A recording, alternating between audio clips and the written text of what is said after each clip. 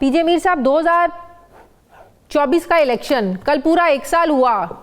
इस 1 साल में आपको पाकिस्तानी सियासत में क्या बदलाव नजर आया? इंतकाम और तो कुछ नहीं है।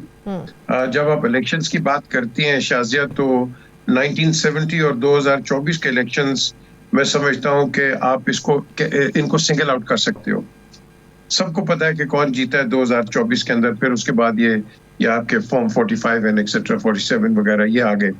द क्वेश्चन इज कि जो अब आपने एक एनालिसिस किया है, शुरू के अंदर ऑब्जर्वेशन दी है, हमारा ट्रेंड ही यही रहा है जो कि इस खिते का 1526 से ले लो, जब बाबर आया है, हमने सिर्फ यहाँ वो नहीं कि हम बायलैटरल हुकूमत करें या मिल के हुकूमत करें, या बिल्कुल एक अकेले ने हुकूमत करनी है और अपने ही बंदे लगाने हैं, दूसरों को आपने लगाना नहीं है। क्योंकि जो पार्टी में जो पावर में आता है वो समझता है वो सबसे अच्छी पार्टी है और इससे अच्छी पार्टी कोई नहीं है। आपने एग्जाम्पल दिया पीटीआई का, ये समझते थे बहुत जबरदस्त है, देख लिया आपने। अब जो है ये समझते हैं बहुत जबरदस्त है, आने वाले भी सोचेंगे। हमने शाजिया जब तक अपनी सोच चेंज नहीं करनी, तो हम जिसके लिए बहुत वो मैंने एक्चुअली तीसरे फरीक का भी जिक्र किया, ये सोच इनमें खुद से आती है या पीछे का कॉन्फिडेंस होता है, कहीं की थपकी होती है जो ये सोचने पर मजबूर करती है? जो इमरान खान ने भी सोचा था, 2029 तक का प्लान था, 10 साल हुकूमत का प्लान था, लेकिन फिर क्या हुआ? यहाँ हालात बदलते भी देर नहीं लगती मीर साहब। जब आप वो कहते हैं ना, ये बड़ी सच्ची बात मैं कर रहा हूं, आप एस्टेब्लिशमेंट के खिलाफ चले जाएं तो फिर अल्लाह ही हाफिज है, सिंपल एज दैट। जो मर्जी कहाँ कह ले, झूठ कहना है तो फिर झूठ और कह सकते हैं, लेकिन सच्ची बात यह है कि एस्टेब्लिशमेंट हमें तकड़ी रखनी है। क्यों? जब तक आपके रिलेशंस हिंदुस्तान और अफगानिस्तान और इस खित्ते में ठीक नहीं होंगे, एस्टेब्लिशमेंट हमेशा एक डोमिनेंट रोल प्ले करेगा। ये जो पॉलिटिकल पार्टीज है, इनमें तो आपस में इत्तेफाक नहीं है। अब आप देखो, यहाँ बात करने की बात करते हैं, ये तो एक दूसरे के साथ बैठ के बात नहीं कर सकेंगे। और अब आप देखो कि जिस तरह ये गाड़ियों में जाते हैं, क्या खुद खारजा पॉलिसी बना सकते हैं ये लोग? आप हालात ठीक करने की बात करते हैं। नहीं, ये नहीं कर सकते हैं। क्यों? क्योंकि ये वीक हैं। देखो ना, एक तरीके से आप एक ऐसा इमेज दे रहे हैं कि आपने कल वो मैच के अंदर देखो, वो लगे। अब ये आपकी जो आवाज है पूरी दुनिया में गई है, वो पूरी दुनिया में गई है। कितनी बदनामी, कितनी बेइज्जती हमारी हुई है। क्या इनके मुंह बंद कर देंगे हम? क्या इनको अंदर कर देंगे हम? आप नहीं कर सकते। रियलिटी जब तक हम फेस नहीं करेंगे और ईमानदारी से काम नहीं करेंगे, आप आगे नहीं चल सकते। 70, 74, 75 साल हो गए कि अब आप देखो कि हम कहाँ के वहीं खड़े हुए हैं। ये तो दुआएं दें कि कुछ चंद लीडर्स आपके आए, उन्होंने आपके प्रोग्राम्स कुछ अच्छे बना दिए, उसके अलावा क्या है?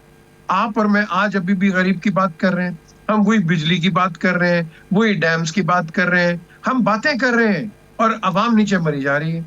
आपके कोर्ट्स का सिस्टम आपने देख लिया है, 70 साल पुराने केसेस लगे हुए हैं। आप ये बात करते हैं, आपने कल के बड़े बड़े इश्तिहार देखे नहीं? तमाम अखबारों में शहबाज शरीफ साहब के फ्रंट पेज पे बड़े बड़े इश्तिहार। फिर वो कहते हैं कि कौम याद करेगी कि कोई खादिम आया था जिसने इस मुल्क को दुरुस्त समत में डाला। आप क्या बात कर रहे हैं? देखिए, इस तरह कौमें नहीं बनती हैं, कभी भी कौमें नहीं बनती हैं इस तरह। ये आप लोगों को एक कॉन्फिडेंस देना चाहते हैं, ये हर पार्टी करती है बाय द वे, ये कोई नून नहीं है, हर पार्टी ने भी ये किया है। लेकिन ये क्या हम लोगों को इस तरह ही पागल बनाते रहेंगे? अभी कोई चीज देंगे उसमें अपना नाम, कोई आपने ब्रिज बनाया अपना नाम। और यार, आपका तो फर्ज है, जब आप एक इलेक्टेड नुमाइंदे आते हो, आपका फर्ज है कि आप आवाम की खिदमत करो। वहां आप अपने ठप्पे लगा देते हो कि ये मैंने बनाया, ये उसका है, ये फलाना है, ये। अगर हमने यही चीजें रखनी है तो मुझे आप एक चीज बताओ, क्या हम तरक्की कर सकेंगे? इसको कहते हैं इनएडवर्टेंटली करप्शन। आपने ये नाम रख दिया, वो देखो मैंने तो ये बनाया हुआ था। अब क्या इस मुल्क को 1 साल के बाद क्या हम इस पोजीशन में हैं कि दोबारा नए इलेक्शंस की तरफ जाया जा सके? मौलाना साहब भी नए इलेक्शंस की बात कर रहे हैं। मौलाना साहब का ग्रैंड अपोजिशन अलायंस का हिस्सा बनना, इवन कि एक सिटिंग में जाकर बैठना, लगता है कि हुकूमत कांप रही है। जो फौरन अगले दिन शहबाज शरीफ साहब मिलने के लिए चले गए मौलाना साहब को, तो नए इलेक्शंस का मुतहम्मिल हो सकते हैं या वाकई नागुज़ीर हैं नए इलेक्शंस फौरन? शहबाज शरीफ साहब को चाहिए कि सबसे पहले जाएं इमरान खान से बात करें। वो एक पॉपुलर पार्टी के लीडर हैं, इनसे ये बात करें। इनको क्या हर्ज है, क्या ईगो में को फर्क आ जाएगा?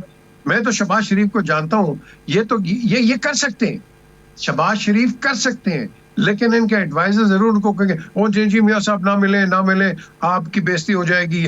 और भाई बेइज्जती सियासत में कोई नहीं होती है।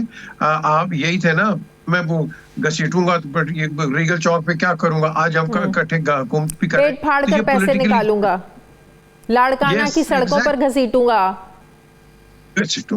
तो अब आप देखो, ये तो कहानियां हो गई ना। तो आप जाएं इमरान खान से बात करें।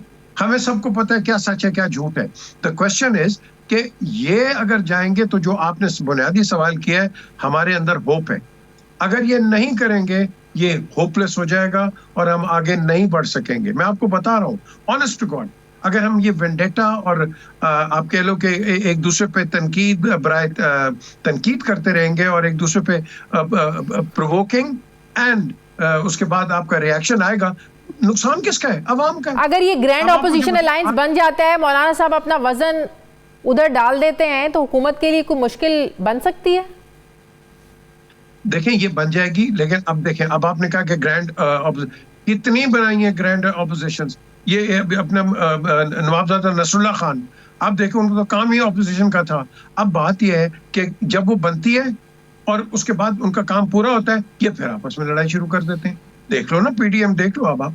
ये पीडीएम कैसा थे, अब साइड पे हो गए।